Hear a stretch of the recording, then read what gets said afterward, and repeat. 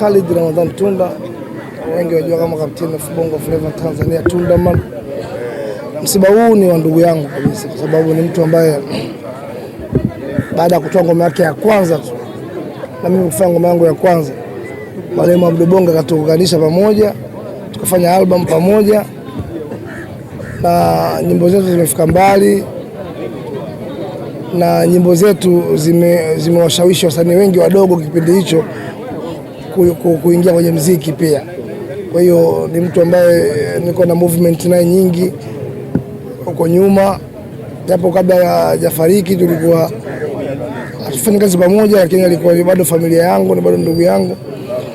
Kwa hiyo msiba ulivyotokea nimeumia kiukweli, kwa namna moja au nyingine nimeumia sana, na kama familia ya Tip Top Connection ilikuwa pamoja bega kwa bega, kwa sababu walikuwa mwanafamilia wa Tip Top Connection. Ndio maana mpaka leo hii unakuta mimi Tundaman niko hapa, kwa sababu alikuwa ni ndugu yangu, alikuwa ni msanii mwenzangu, alikuwa ni familia yangu kabisa. Sitaki kuzungumzia sana, lakini kuna simu nimezipokea za watu ambao kama Alikiba alinipigia, aliulizia msiba mara kwanza, nikamwambia uko Chamanzi, then nikaongea na meneja yake Chiko kama msiba uko huko, wakashiriki. Nafikiri mtu wao wamemleta. Harmonize alinipigia pia, akasema kwamba, akaniambia kwamba yeye kaenda Zambia, lakini kama kuna lolote ambalo linahitajika tumwambie. Na pia kuna Ibra alinipigia, Baraka da Prince alinipigia, Ichibaba alinipigia. Kwa kuna simu nimezipokea za kupapole na watu kujitahidi kujumuika katika ishu hiyo, lakini labda kwa sababu ya umbali, kwa sababu ya kitu gani, lakini sijui sababu nini. Nafikiri nyinyi mkutana nao au mkutana na viongozi wa muziki, itabidi muulize hili swali, kwa sababu mtu kuja kuzika so ni yeye tu kuamua, sio swala tu la kusema msanii sio msanii.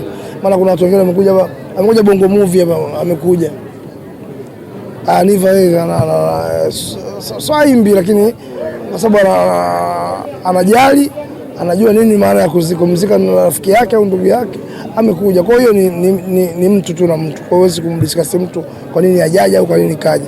Wala ukuja, tushukuru Mungu amekuja na tumemstiri mwenzetu, alhamdulillah rabbil alamin. Mimi ninachosema tu hapa sasa hivi, nimekuja kuwakilisha Bongo Movie kwenye msiba wa ndugu yetu Spark. Kama hivyo jana tulikuwa tumemstiri mzee wetu Hashim Kambi, lishaisha, tushamstiri. Kikubwa ni zaidi wa Tanzania wamuombee dua. Na Bongo Movie tupo, Bongo Flava baadhi wengine wapo huku Tanga, na walotoka Daki na Tunda kama hivyo mmewaona wapo. Bongo Movie wengine akina Queen Masanja walikule mmewaona wapo. Nitukutoa neno la shukrani kama sisi Bongo Movie tulowakilisha wenzetu ambao wengine wako na majukumu mengine ya kuendelea na msiba kule Dar es Salaam pamoja na familia. Tunasema asanteni sana ndugu waandishi, na pia mtuombee dua tunaporudi majumbani mwetu Dar es Salaam. Hili jambo lishakwisha.